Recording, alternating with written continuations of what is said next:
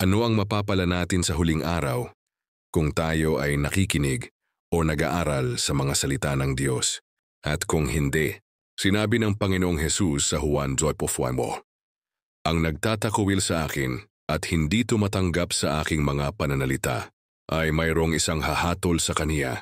Ang salitang aking sinalita ay siyang sa kaniya ay hahatol sa huling araw. Hahatulan ng salita ng Diyos ang sinumang taong nakikinig sa kanyang mga pananalita at hindi ingatan." Juan 12:47. At sa darating na paghahatol ang salita lang ng Diyos ang makapagliligtas ng ating mga kaluluwa. Santiago 1:21.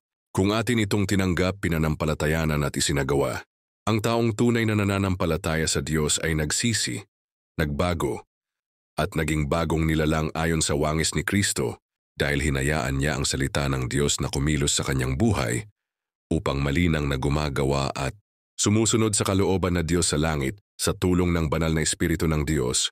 Dahil sa tiwala niya sa salita ng Diyos ay nagpapatuloy siya sa pagkikinig at pag-aaral, pagbabahagi at pag-iwas sa paggawa ng masama. Maging sa kapwa, nagiging isa na siya sa mga ilaw ng sanlibutan. Ito ang patutuon na iningatan at nananatili ang kanyang salita sa atin.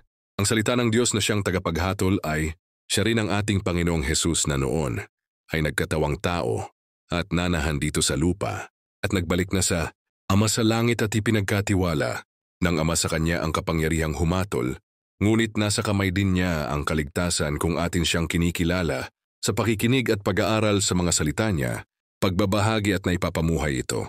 Kung ginagawa natin ang mga ito, ay hindi tayo malulugi sa huli.